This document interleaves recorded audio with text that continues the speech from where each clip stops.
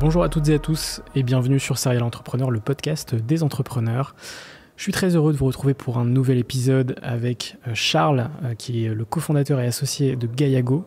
On aura l'occasion de retracer ton parcours, de retracer le business et l'histoire de Gaiago ensemble. Il faut aussi que je précise que c'est une série en collaboration avec le Pool. Donc on va justement retracer aussi toute la partie territoire et écosystème entre Rennes et Saint-Malo finalement. Et donc ça va être super intéressant. Gaiago, c'est le leader de la revitalisation des sols et des agrosystèmes. On aura l'occasion d'en parler. J'aimerais démarrer avec toi sur ton parcours et de savoir qu'est-ce que tu as fait avant de rejoindre l'aventure Gaiago. Ouais, alors déjà, bonjour à tous. Moi, je suis Charles, je suis père de 5 enfants. J'habite à Saint-Lunaire, donc sur la côte, un endroit plutôt sympa pour bosser. Et moi, mon histoire a commencé par des études d'agriculture. Je suis un petit citadin, j'ai grandi à Versailles dans le 78, donc rien à voir avec le monde agricole a priori. En fait, j'ai toujours été passionné de la vie, de la biologie, de comment la nature pouvait nous offrir des outils pour répondre à des problématiques qu'on avait autour de nous. Mon premier grand truc, ça a été les alicaments. Je me souviens avoir lu un article dans Science et Vie, donc ça remonte, sur comment est-ce que on pouvait faire produire à certaines plantes des médicaments. C'était le tabac à l'époque, je crois, qu'on modifiait génétiquement pour produire des médicaments. C'était avant toute la folie sur les OGM, etc., sur laquelle on pourra revenir si ça t'intéresse. Mais vraiment, de voir qu'on pouvait utiliser la nature, faire produire à la nature des molécules qui pouvaient être utiles, qui sont utiles. Et en fait, en creusant, c'est le cas quotidiennement, parce que la nature nous nourrit. On fait pousser du blé, on fait pousser tout un tas de plantes qu'on mange. La nature nous permet de nous vêtir. La plupart des vêtements qu'on a aujourd'hui, c'est là de la laine qui pousse sur le dos des moutons, des textiles qui sont des textiles issus de coton, etc. Ça nous permet de boire. Un sol, ça filtre l'eau. Donc j'ai découvert en fait tous ce qu'on appelle les services écosystémiques.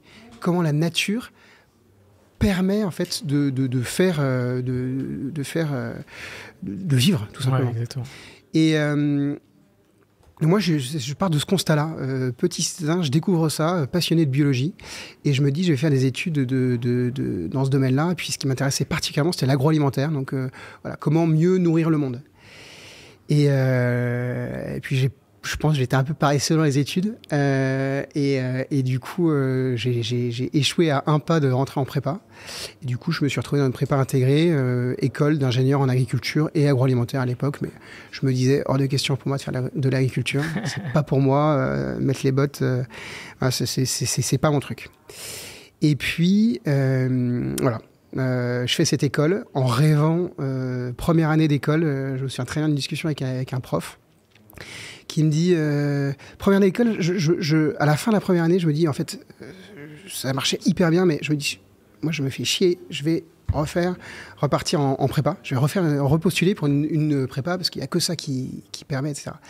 Et là, je discute avec un prof qui me dit, mais écoute, tu sais, une école, c'est pas ce que ça t'apporte, c'est ce que toi tu peux lui apporter, ce que toi tu peux en faire. Et du coup là je me suis dit ouais, il a vraiment raison.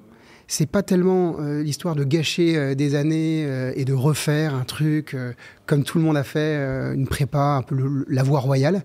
C'est vraiment qu'est-ce que je peux inventer moi, qu'est-ce que je peux proposer pour faire de cette école, faire de mon parcours, de mon cursus une réussite.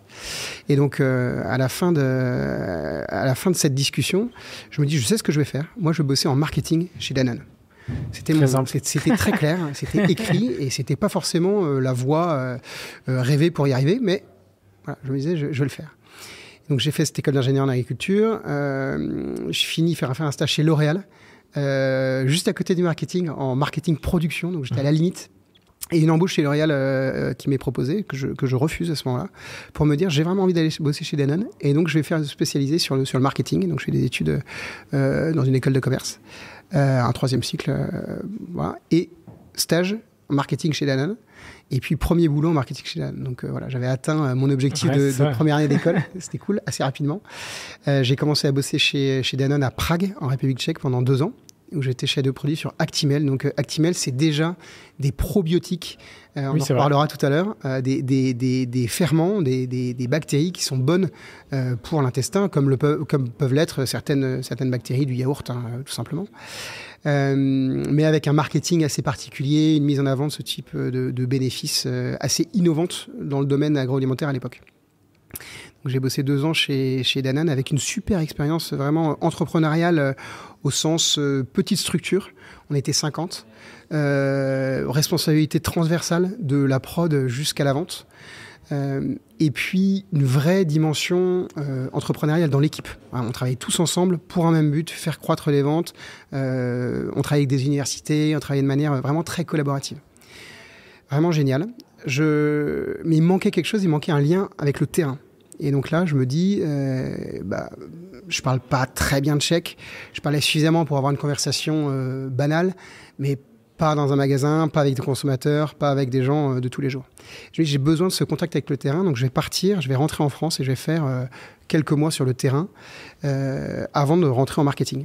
Et donc, ce que je fais, je deviens commercial en France, dans la zone Sud-France, donc Côte d'Azur au début. Toujours chez Danone? Toujours chez Danone, ouais, toujours chez Danone. Sud-France, puis Périgueux après, pendant 3 mois à Périgueux. Et je me souviens très bien de ce moment où j'avais fait mes classes sur le terrain, j'étais content, ça se passait bien. Et j'avais envie de rentrer aussi, je m'étais dit, c'était une étape temporaire, c'est ce qui m'avait été vendu. Et donc je me dis, il est temps de remonter maintenant au siège et faire ce que j'ai envie de faire, c'est-à-dire du marketing. Et là, ça traînait, comme souvent dans ces grosses structures. J'étais un peu oublié sur le terrain. Et là, coup de téléphone, je me souviens très bien sur un parking de supermarché de Périgueux. Coup de téléphone d'une ancienne collaboratrice avec qui je travaillais quand j'étais à Prague, qui me dit, est-ce que tu as envie de partir? On cherche un homme qui connaisse le produit Actimel pour partir en Arabie Saoudite. Est-ce que ça t'intéresse? Alors là, ni une ni deux, je dis oui. Et donc je me suis retrouvé 3 semaines après dans un avion pour partir à Riyad, découvrir une nouvelle culture et vivre presque 1 an en Arabie Saoudite, découvrir relancer le produit Actimel. Tu as été un vrai globe-trotter entre la République tchèque et l'Arabie Saoudite. C'était des débuts professionnels assez mouvementés en termes géographiques, mais très intéressants. Découverte de cultures extraordinairement différentes.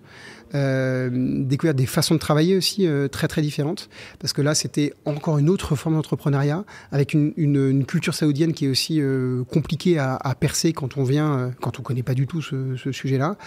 Et puis relancer Actimel, qui est un petit flacon d'un lait fermenté, relancer ça dans un pays où ils sont habitués à avoir des litres de kéfir qui sont des immenses bouteilles de 5 litres de lait fermenté.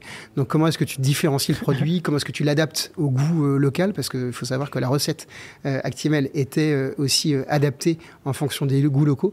Donc c'était assez intéressant de découvrir tout ça, toute cette facette. Mais avec cette volonté que j'avais au fond de moi, je pense, de me reconnecter. Un peu comme je l'avais fait tout à l'heure, quand je racontais tout à l'heure, revenir sur le terrain pour sentir le consommateur. Là aussi, une difficulté à sentir vraiment d'où ça venait, de se connecter, pas vendre aussi du rêve, si tu veux. Essayer de vendre un produit qui réponde aux attentes d'un marché local, mais qui puisse qui aussi... a un vrai intérêt... qui soit issu du marché local. C'est comme ça que les consommateurs recherchent, je pense toujours, c'est retrouver quelque chose de chez eux dans ce qu'ils consomment. Et ça, je n'y arrivais pas. Et malgré les offres de Pont d'Or qu'on a pu faire pour rester en Arabie Saoudite, je me disais, bon, il est temps de retrouver un territoire, il est temps de retrouver un terroir, et puis il est temps d'avoir aussi, moi, ma vie privée, ce qui n'était pas forcément possible de développer là-bas. Donc je rentre en France à ce moment-là, toujours pour Danone, et j'ai fait 2 ans dans la grande boutique. Donc là, j'ai rejoint la grosse maison, et là, c'était plus du tout pareil, parce que j'avais pas fait les bonnes écoles de commerce, je me sentais pas à l'aise, je me sentais pas dans mon élément, et assez vite en fait j'ai senti que c'était pas mon truc, donc je suis quand même resté 2 ans. Je dis assez vite, mais ça m'a pris un peu de temps. 2 ans, c'est rapide. Ouais, mais ça passe vite. Mais, voilà. Et après avoir cherché un peu à me raccrocher à certains projets que pouvait faire Danone, etc., je sentais que j'étais attiré par un truc, c'était revenir à des racines, revenir aux sources de l'agroalimentaire, savoir comment tout ça a été fabriqué, tout ce qui a été produit. Donc, je me disais bien qu'on ne pouvait pas vendre que le bénéfice du produit. Il fallait vendre toute la chaîne toute la façon dont le yaourt ou le produit plaisir était fabriqué. À l'époque, je travaillais avec l'usine du Mollet Literie, qui est en Normandie, qui est une petite usine. Et en fait, j'ai travaillé sur un projet pour remettre des productions dans cette usine qui menaçaient de fermer parce qu'il n'y avait plus assez de vente de produits. Et j'ai découvert en fait tout cet écosystème qui vivait autour de la vente d'un produit agroalimentaire. Il y avait tout cet écosystème de production, d'usine, mais aussi du coup des agriculteurs qui livraient l'usine. Et puis, ça vit, quoi. C'est tout un tissu économique qui se déploie grâce à une activité ou à une marque. Donc c'est quand même assez extraordinaire. Et j'ai rejoint du coup un cabinet de conseil en stratégie sur les questions environnementales. C'est là que j'ai été piqué aux questions d'impact pour me dire voilà, comment tout ça est fabriqué, comment tout ça est produit. Cabinet de conseil qui m'a permis de découvrir l'envers du décor, le monde des coopératives agricoles, le monde des agriculteurs, et de se dire il y a une transition profonde qui est en train de s'opérer sur la façon dont on fait pousser des plantes, la façon dont on les protège, la façon dont on les nourrit, et donc la façon dont on va nourrir le monde. Et donc je reviens à ma phrase de tout à l'heure, mieux nourrir le monde, voilà, c'était comment est-ce qu'on peut mieux nourrir le monde, mais à partir de la racine, en repartant du début, en repartant de la plante, la façon dont on fait pousser les plantes. Donc ça, je travaille pendant 7 ans-là à des projets super, de monter un fonds d'investissement, le premier fonds d'investissement clean tech européen, et donc le premier investissement dans une boîte dont on parlera tout à l'heure si ça t'intéresse, qui est basée à Saint-Malo. Et puis au bout de 7 ans de conseil, je me dis il est temps de prendre un peu les rênes, de faire plus que conseiller, mais de prendre l'opérationnel. Et donc là, on m'a proposé de rejoindre ma première expérience que je qualifie d'entrepreneuriat. C'est de reprendre en fait, d'être le premier salarié d'une structure associative qui était une fédération d'industriels dans le monde du biocontrôle. Donc le biocontrôle, c'est la protection naturelle des plantes. Et donc il y avait tout sur le papier, des statuts, quelques adhérents, mais tout restait à construire. Il n'y avait pas de bureau, il n'y avait pas d'activité, ou très peu. Et donc pendant 2 ans, à Paris, j'ai tout monté de zéro jusqu'à devenir une association référence parce qu'aujourd'hui, chaque année, il y a un congrès de cette association et le ministère de l'Agriculture vient au congrès de cette association. Donc on a vraiment construit quelque chose assez rapidement, pris une position assez rapidement forte sur ce sujet de la protection naturelle des plantes. Donc encore une fois, produire autrement, mieux nourrir le monde, être capable de produire de façon plus respectueuse de l'environnement notamment. Donc une première partie de ton parcours plutôt axée intrapreneuriat, exactement, au sein de Danone notamment, et ensuite là tu te lances sur de l'entrepreneuriat. Là je me lance, et puis arrêter d'en lancer parce qu'au bout de 2 ans, donc 2 ans intenses, 2 ans on a vraiment... on est passé de non-existant à interviewer sur TF1, sur France Info, à rencontrer les députés, les ministres, je vais pas dire de façon hebdomadaire, mais de façon au moins mensuelle, pour travailler sur des projets de transformation globale de l'agriculture. Donc vraiment très très intense. Et là, petite crise que je qualifierais de grosse déprime ou mini burn-out. Je voudrais pas être trop précis médicalement parce que je sais pas ce que c'était, mais en tout cas, je me sentais vraiment plus du tout dans mon élément, vidé. J'arrivais plus à bosser et c'était vraiment dur. Et donc j'ai quitté, je me suis dit qu'il fallait que je quitte Paris. À ce moment-là, j'avais un enfant, on attendait le 2e avec ma femme et on s'est dit c'est plus possible. Enfin, moi j'ai identifié que Paris était la raison de ce trouble qui me traversait. Il y en avait sans doute beaucoup d'autres. Toujours est-il que je me suis retourné vers un de mes adhérents à l'époque qui s'appelait Goemar et qui est basé à Saint-Malo et qui avait un poste à pourvoir. Et donc j'ai rejoint Goemar en tant que responsable marketing sur une catégorie de produits, les biostimulants. Donc arrivé en Bretagne pour commencer à travailler chez un industriel le sujet qui m'intéressait, l'amont agricole, les intrants agricoles. Donc voilà tes premiers pas en Bretagne à Saint-Malo du coup. Voilà. Et comment se fait cette transition chez Gaillago? Alors, comment je passe chez Gaillago, de chez Goemar à Gaillago? Ça commence par... que des boîtes en assez proche. Ça se fait de manière en fait assez simple. Goemar, c'est une aventure entrepreneuriale qui avait 30 ans. Quand je suis arrivé, on a été assez vite racheté par un grand groupe américain et puis racheté par un fonds et puis racheté par une boîte finalement indienne. Donc aujourd'hui, Goemar, ça appartient au groupe UPL, qui est un gros groupe, on va dire, des intrants, phyto et biosolutions indiens. Et j'avais rejoint Goemar pour être aussi dans une petite société. Et je me retrouve dans un énorme groupe, au bout de 5 ans certes, mais 5 ans ça passe vite. Et du coup, je me dis, j'ai besoin d'autre chose, j'ai envie d'avoir les rênes. Tout à l'heure, c'était la raison de ma prise de fonction à l'IBMA. J'ai envie de pouvoir faire des choses et pas forcément être dans une grosse structure. Chez Goemar, j'avais du mal à trouver une cohérence dans la façon dont on traitait l'agronomie. Je trouvais qu'on parlait beaucoup des solutions, on partait beaucoup de nos solutions et de dire nos solutions peuvent répondre à des problèmes, mais on partait pas forcément des problèmes qu'avaient les agriculteurs pour imaginer des solutions. Premier point. Et puis deuxième point, je découvre en rencontrant Gaillago, en rencontrant les fondateurs de Gaillago, Samuel et Francis, lors d'un congrès, un salon, comme on en a beaucoup. Je discute avec eux, c'était en 2016. Donc j'ai rejoint Gaillago en 2019, donc 3 ans avant.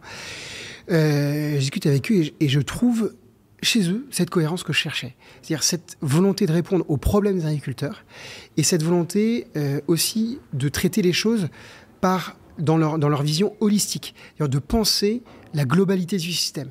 Le système, c'est pas la plante. Le système, c'est le sol et la plante. Et donc, c'est un système cohérent qui fonctionne en interaction.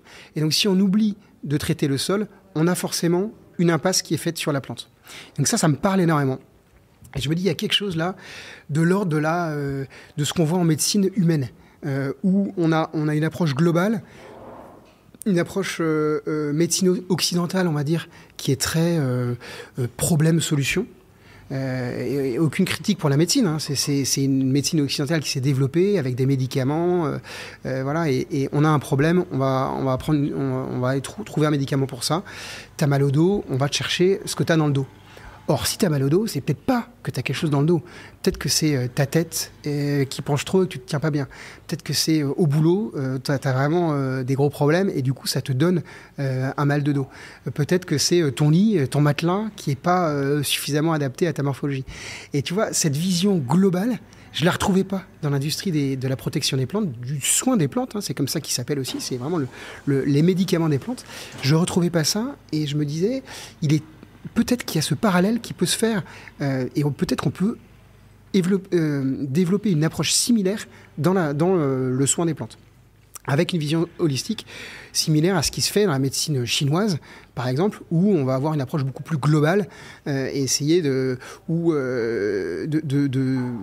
t'interroger sur ton rythme de vie, d'interroger sur ce que tu manges et savoir quel impact ça peut avoir sur ton dos, tu vois.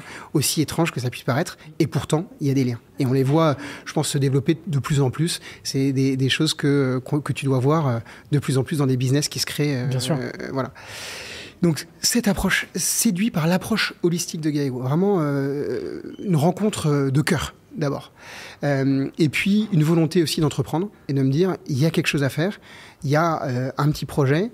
Samuel et Francis avaient développé leur entreprise depuis 5-6 ans, presque tout seul, avec une équipe très réduite. Et ils ne savaient pas vraiment comment aller plus loin. Ils voulaient aller plus loin. Il y avait plusieurs pistes qui étaient envisagées, de céder à un industriel ou d'avoir un projet. Et donc là, avec mon ancien directeur général de chez Goemar, un autre associé, Laurent, qui est plus la partie financière, et puis moi-même, on s'est dit, on va venir en tant qu'associé chez Gaillago. Avec Samuel et Francis, il y avait 2 autres associés chez Gaillago qui voulaient sortir à ce moment-là, qui sont sortis dans cette opération. Et on revient avec un projet qui est différent du projet Gaillago initial, pas différent dans les racines, parce que c'est toujours le même projet d'apporter des solutions, de revitaliser les sols et les agrosystèmes, mais c'est plus ambitieux au niveau business, parce que le but, c'est de passer par la distribution agricole, c'est de toucher le maximum d'agriculteurs le plus vite possible, parce qu'il y a une certaine urgence à répondre et à répandre nos solutions. Bien sûr. Voilà.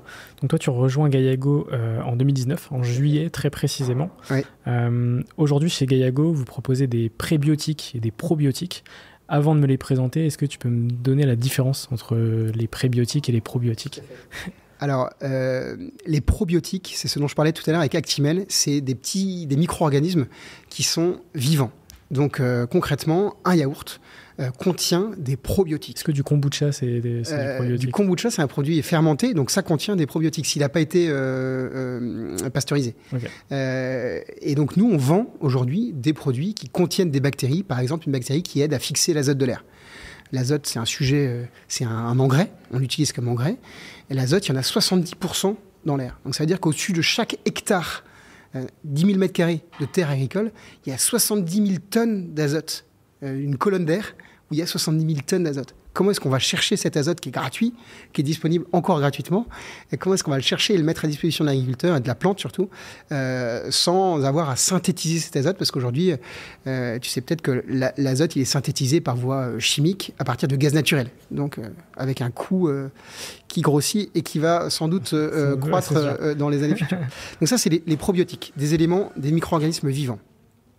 Les prébiotiques, c'est des substances qui vont stimuler la croissance des micro-organismes.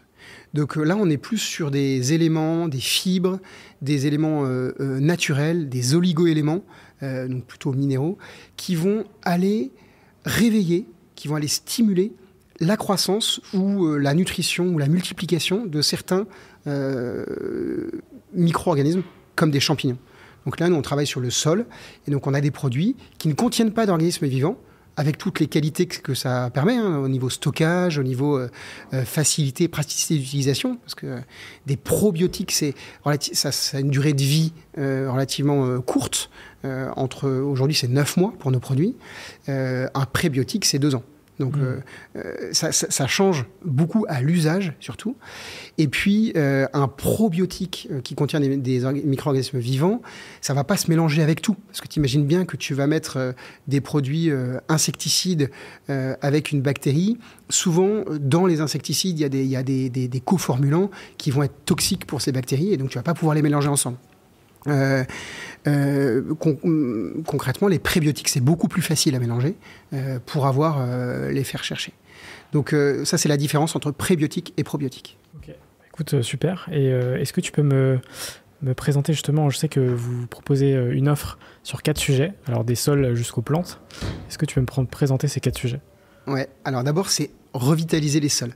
Enfin, il faut commencer par la base. Je disais tout à l'heure que j'ai été touché chez Gayego par cette approche holistique des choses.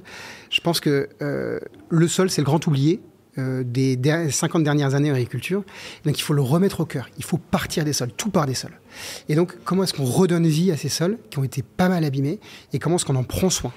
Donc ça, c'est le premier sujet. Et en prendre soin, ça ne veut pas juste dire apporter des éléments nutritifs pour la plante. Parce que là, on pense plante. C'est comment est-ce que tu apportes des éléments qui vont être bons pour ton sol lui-même. Parce que lui-même a une vie propre. Une fois que tu as travaillé sur le sol, tu vas travailler sur la jeune plante. Et donc, c'est la graine. Et la graine, elle a un moment clé, c'est sa germination. Comment est-ce que tu vas aider la plante à passer ce stade hypersensible de la germination et à se développer dans les meilleures conditions. C'est un stade en fait où tu peux perdre énormément de rendement parce que tu as des attaques qui sont plus faciles. C'est comme un bébé, il est beaucoup plus sensible à certaines maladies. Donc c'est un stade assez clé pour la plante.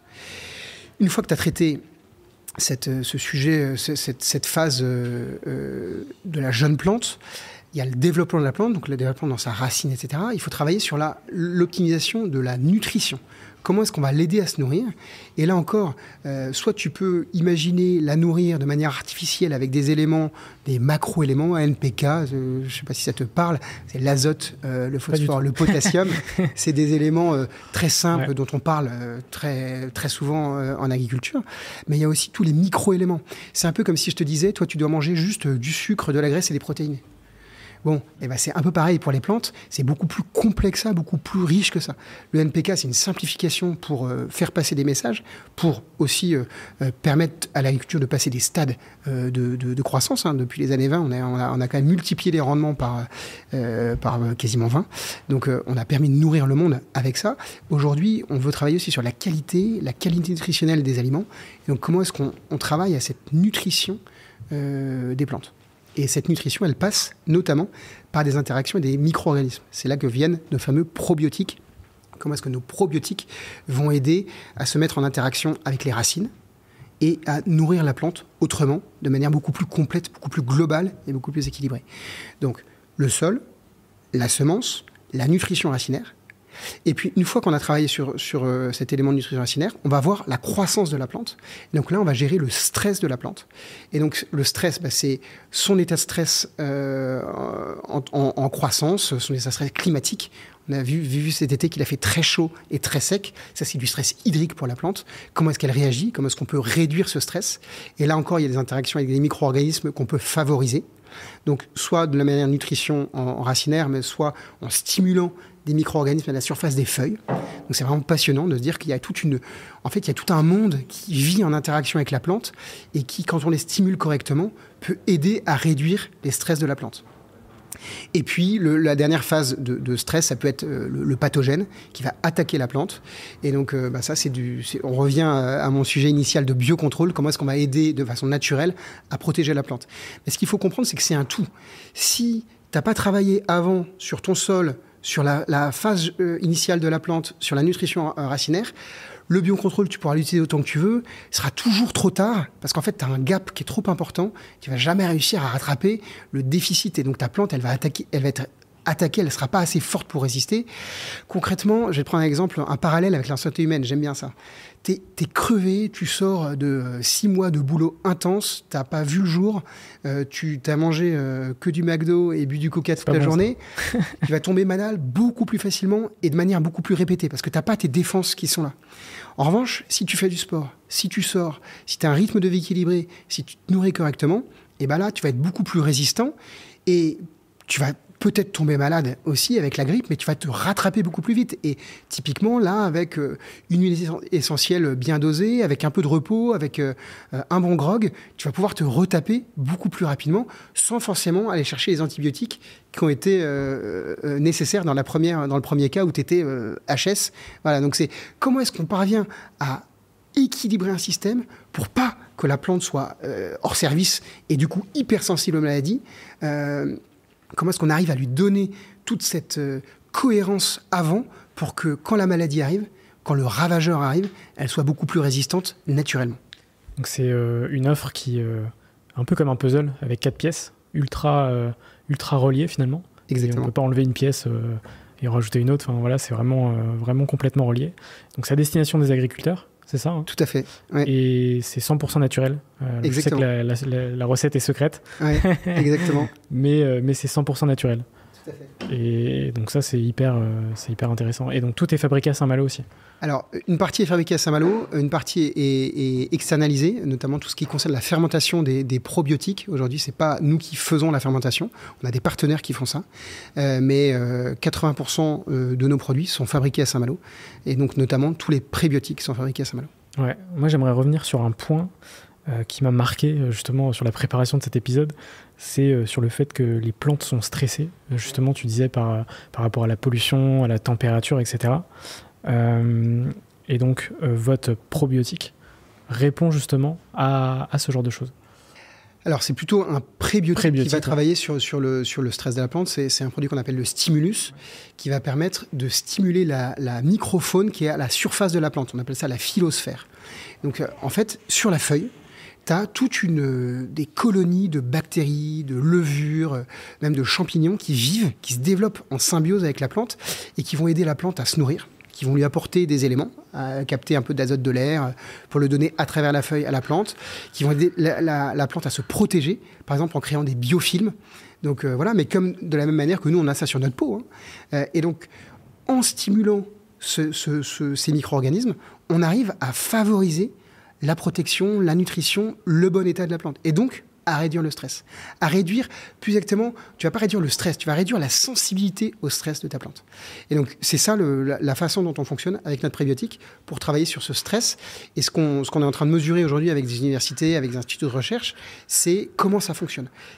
Sur quel procédé ou quel, on appelle ça pathway en anglais, biologique, on vient agir pour réduire le stress ressenti par la plante. Ouais. Et comme tu dis, c'est un tout. C'est-à-dire que si le sol n'est pas en bonne forme, etc., forcément, ça ne va pas fonctionner. Ah bah, c'est certain qu'une plante qui serait dans un sol absolument lessivé, où il n'y a aucun élément nutritionnel, etc., tu peux stimuler autant que tu veux la phylosphère, ça ne sert à rien. C'est-à-dire que, je reprends l'exemple de toi, mal nourri, fatigué, etc., tu peux prendre toutes les vitamines que tu veux, ça ne sert à rien. Il n'y a pas que les vitamines. Il y a une vision vraiment globale. Voilà, si tu ne te bouges pas, si tu ne vas pas te mettre au soleil, il y a des vitamines que tu ne peux pas juste ingérer, que tu as besoin pour la vitamine, je crois que c'est la vitamine K, tu as besoin du soleil pour synthétiser cette vitamine-là. Donc, encore une fois, c'est une façon très globale, une façon globale d'approcher les choses. Je pense que c'est un peu l'enjeu, moi, c'est l'enjeu que je vois pour le 21e siècle, c'est de sortir de ces 19e, 20e siècles qui ont été des siècles de la simplicité, de la simplification. On a eu la chimie, et la chimie notamment issue du pétrole, qui nous a beaucoup aidés, et il n'y a pas de critique là-dessus.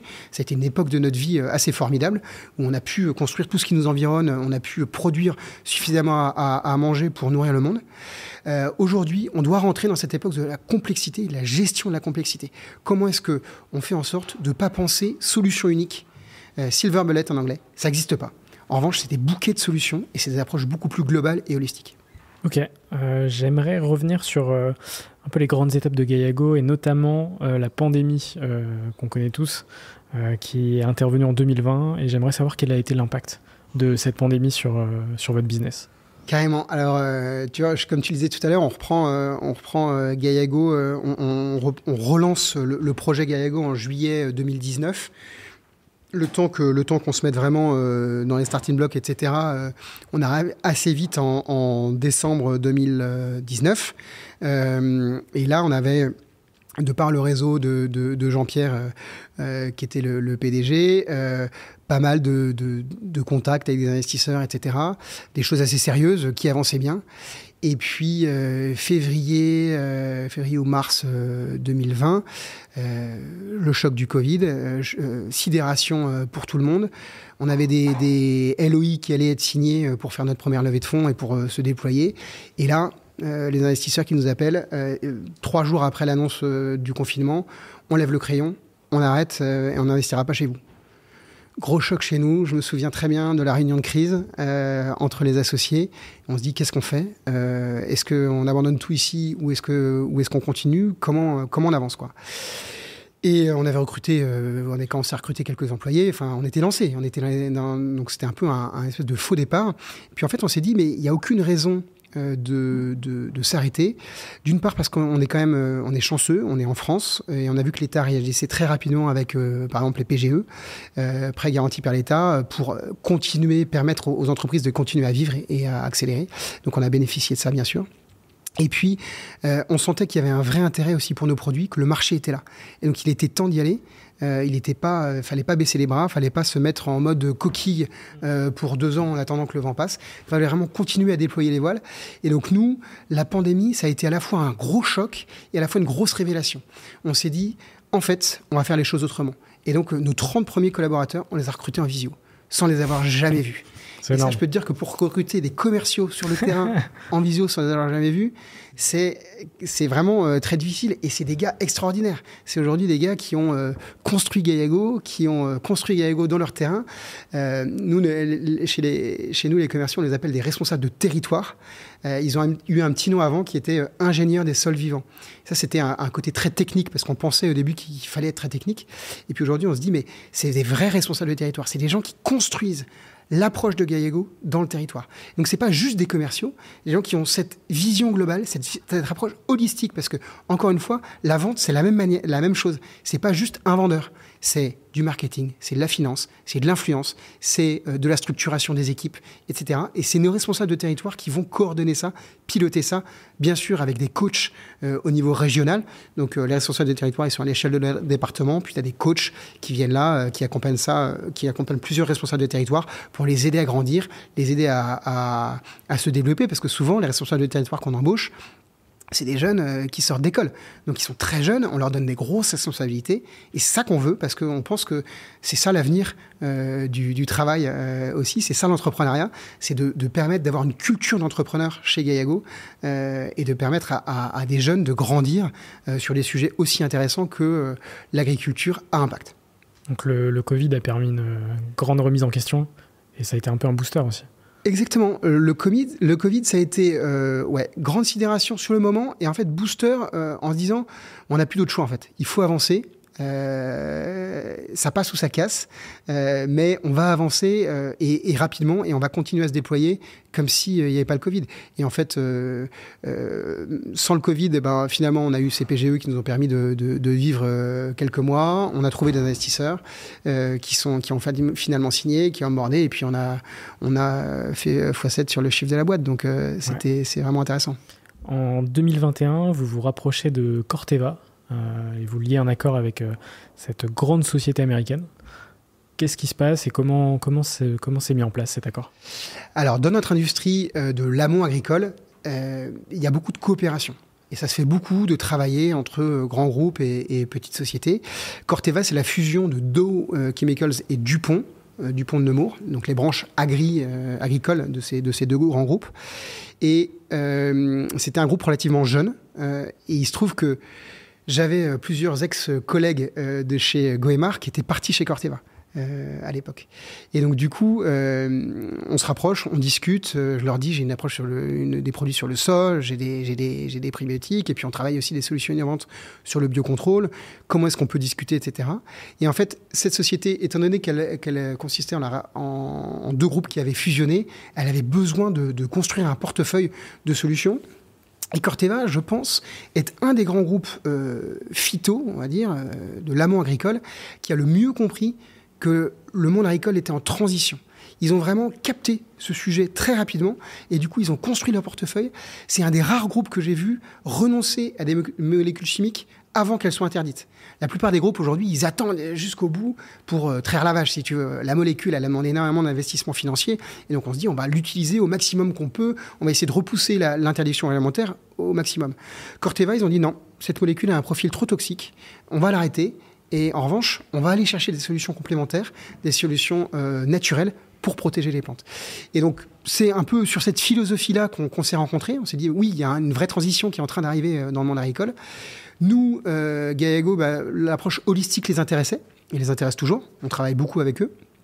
Et on s'est dit, nous, aujourd'hui, on a en stock des produits qu'on n'arrive pas à développer nous-mêmes, parce que le biocontrôle, c'est des produits, c'est comme un médicament, c'est des coûts de recherche et des coûts d'homologation, d'enregistrement, on appelle ça des AMM, autorisation de mise sur le marché, très importants.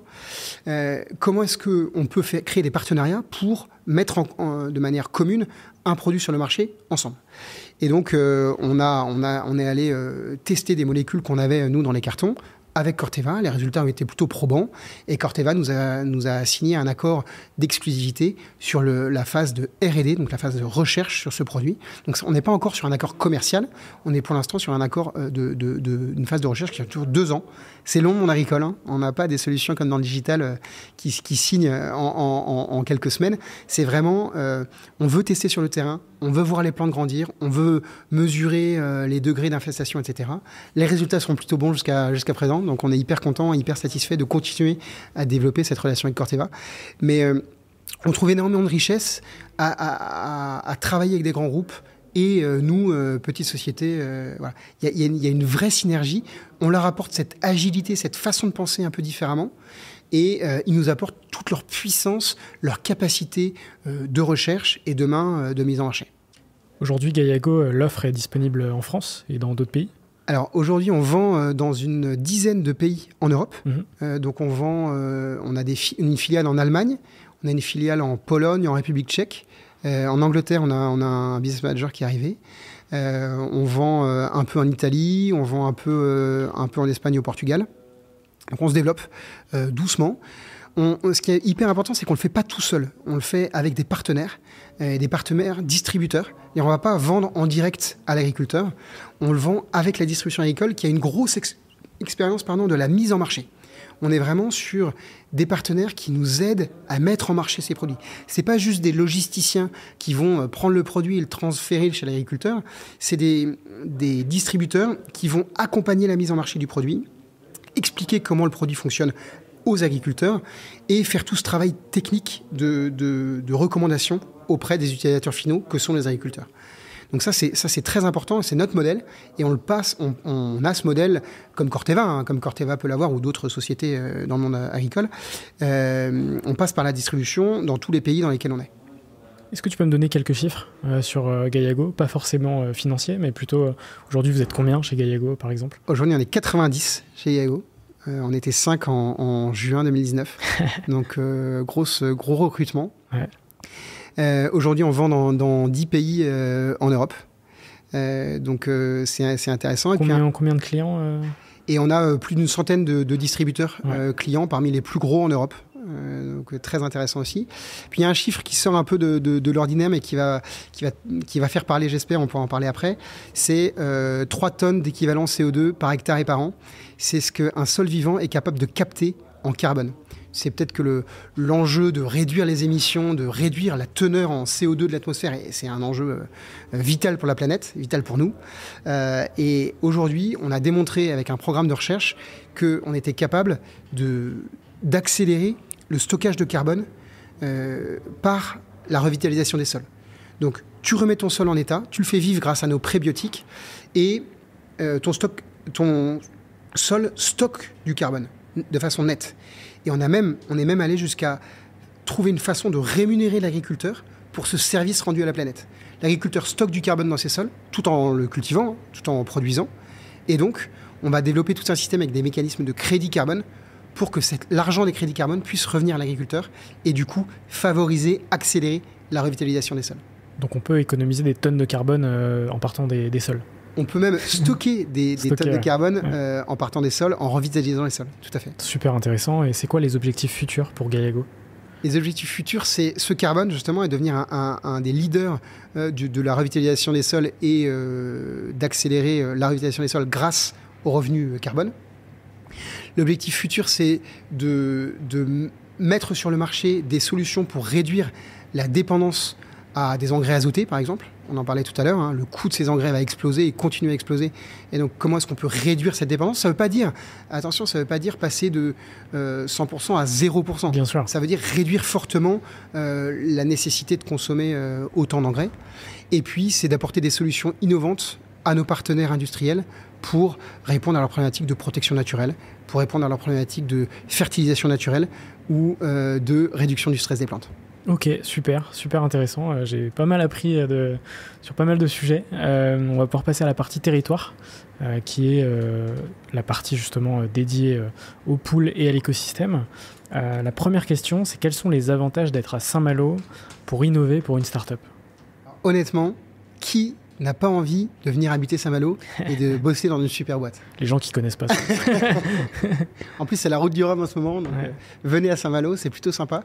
Non, Saint-Malo, ça répond à énormément de besoins, je pense, de jeunes professionnels aujourd'hui, c'est-à-dire s'éloigner de grands centres urbains, pouvoir vivre, allier une qualité de vie à une qualité professionnelle, parce que une start-up dynamique qui croît et qui se développe sur un sujet à impact, ça c'est ce que je recherche pas mal de jeunes diplômés.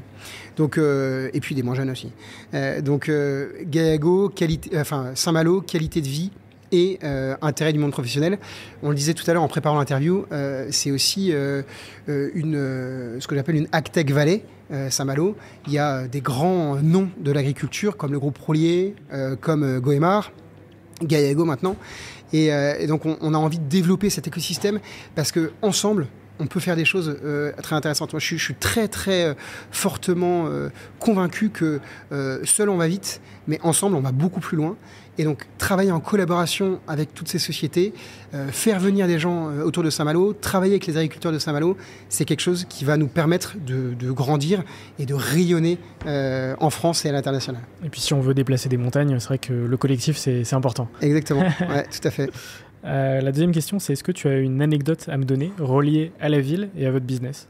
Alors, c'est une anecdote un peu en trompe-l'œil, parce qu'aujourd'hui, on travaille pas encore avec les agriculteurs de Saint-Malo. Pourtant, il y a plein d'agriculteurs à Saint-Malo. Autour de Saint-Malo, il y a plein de maraîchers, il y a des plants, etc.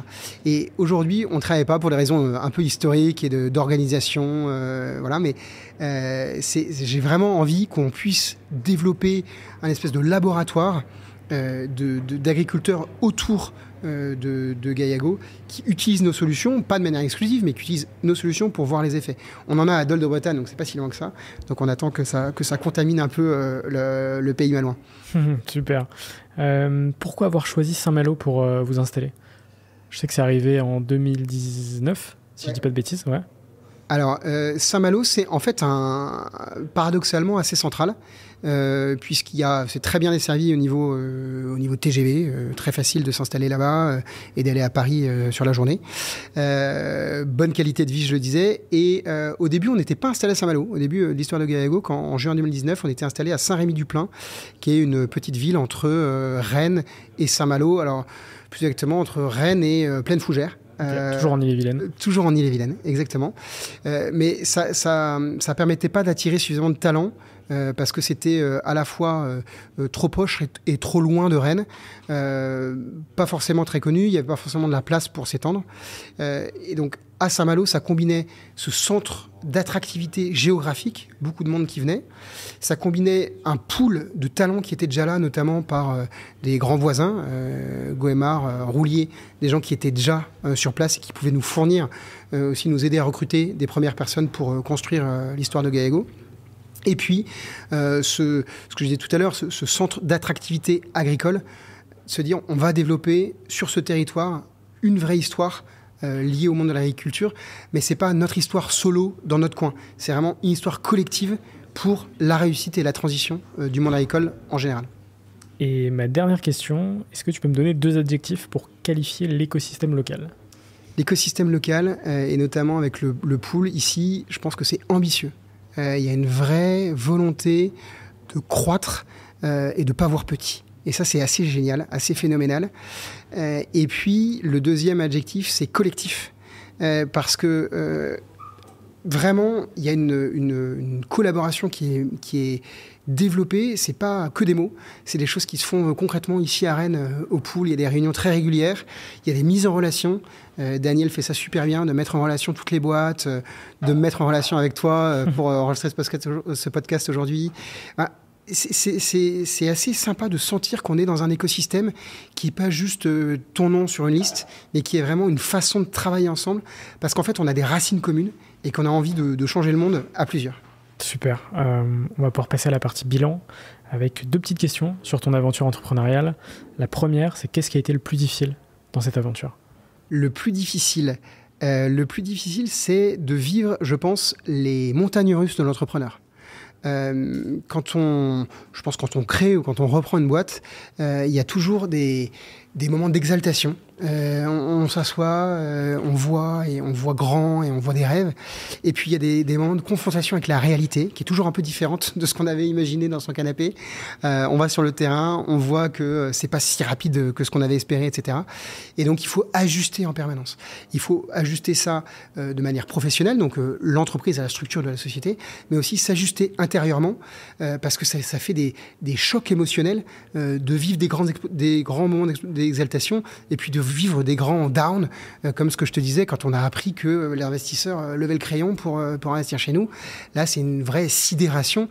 Et donc, c'est comment on fait pour rebondir sans cesse, pour pas perdre cette énergie, pour pas s'user. Ça passe par un rythme de vie sain et être capable de garder ce rythme de vie sain, même quand tu es entrepreneur. Il n'y a pas que le boulot dans la vie. Voilà, il faut savoir trouver ses ressources, trouver ce qui te ressource vraiment pour pas passer sa vie au boulot et jamais déconnecter, mais pour autant, quand tu es au boulot, être pleinement dedans, répondre vite et faire les choses de manière professionnelle. Ouais, c'est clair que c'est super important. Et ma deuxième question, c'est de quoi es-tu le plus fier aujourd'hui avec Gaillago?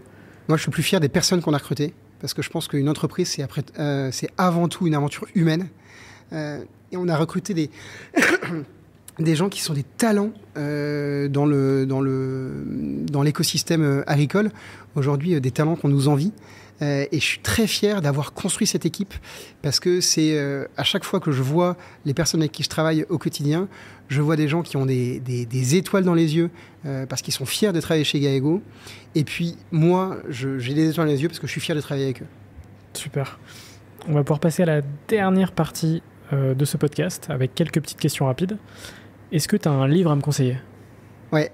J'ai un livre à te conseiller. J'ai lu récemment un livre de Charles Wright qui s'appelle Les Chemins d'Estive, qui est un livre absolument étonnant pour redécouvrir toute la richesse des terroirs et des territoires qu'on peut avoir en France. C'est un gars qui fait un voyage itinérant sans argent et sans avoir de quoi dormir, sans voiture, sans rien du tout, à pied. Il traverse de Angoulême jusqu'à Montpellier, donc tout le massif central. Et c'est sublimement écrit, et puis très, très... ça donne envie d'aller marcher, de voir la nature, de sentir le territoire, de discuter avec des agriculteurs, des gens qui vivent la vraie vie, de sortir un peu derrière nos écrans et d'aller se confronter à ce qui se passe vraiment sur le terrain. Exactement, toujours relié à l'agriculture. Ouais, un peu, ouais. Est-ce que tu as un film ou une série à me conseiller ? J'ai récemment vu un documentaire sur Carlos Ghosn, qui est un documentaire sorti sur Netflix. Et j'ai trouvé ce documentaire assez justement posé. J'ai trouvé qu'en fait, sous des aspects, on peut aimer ou détester le personnage. Je pense que ça, c'est un peu le côté média clivant. Le documentaire est assez équilibré. Il présente un peu les deux facettes de la personne. Mais on voit surtout que c'est un mec qui s'est défoncé pour sa société, qui a vraiment voulu porter et qui a transformé, réussi à faire d'une boîte qui était quand même un peu à la traîne sur le marché mondial, un acteur leader sur tout un tas de segments. Et donc je pense que je bosse pas chez Renault, j'ai pas d'amis qui bossent chez Renault, mais il a marqué de son empreinte cette société pour beaucoup de positifs, je pense. Et j'ai beaucoup aimé justement ces façons de voir de ce qui est facile et ce qui est fascinant, et puis ce qui a l'air d'être plus difficile et forcément qui va avec la croissance d'une entreprise, avec des alliances qu'on fait, etc. C'est jamais facile de naviguer là-dedans, et c'est intéressant de voir comment des grands patrons très inspirants s'en sont sortis. Je me le note dans mes recos. Comme il est sorti du Japon dans une caisse à musique. Ça donne aussi des idées si un jour... Il y a moyen de faire des séries Netflix.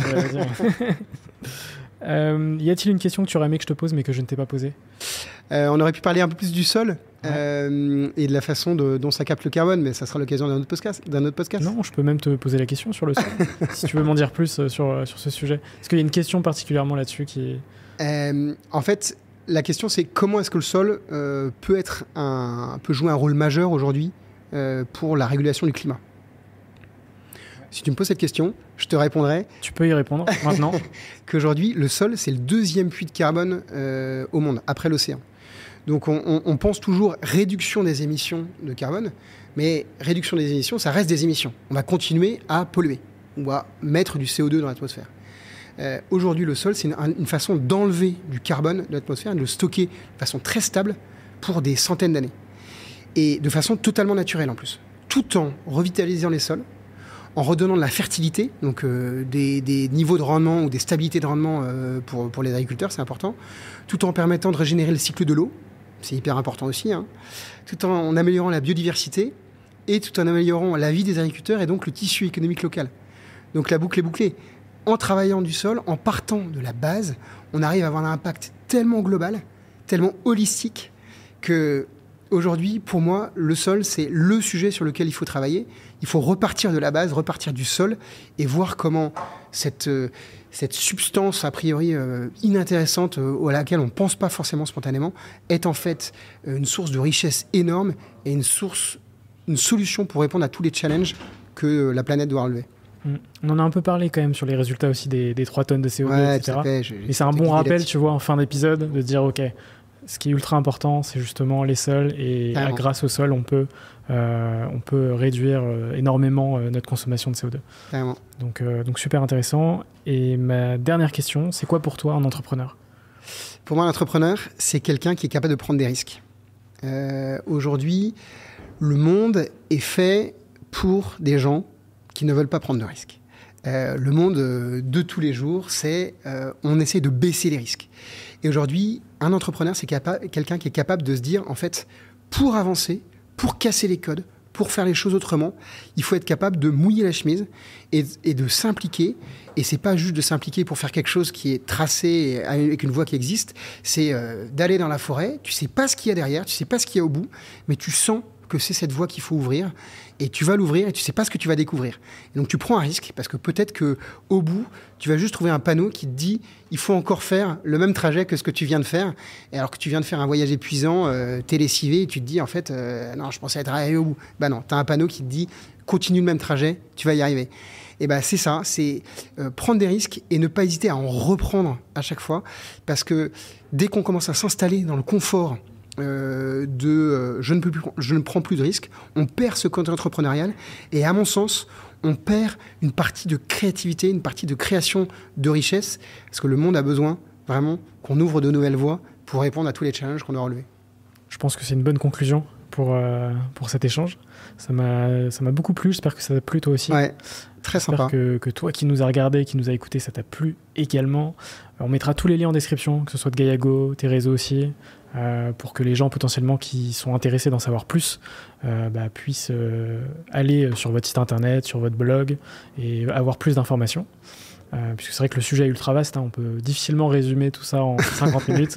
Mais en tout cas, c'est super intéressant et j'espère que les gens qui auront visionné cet épisode et auront écouté cet épisode auront appris beaucoup sur ce sujet. Donc merci Charles et on se retrouve très bientôt sur Serial Entrepreneur. Merci à toute l'équipe.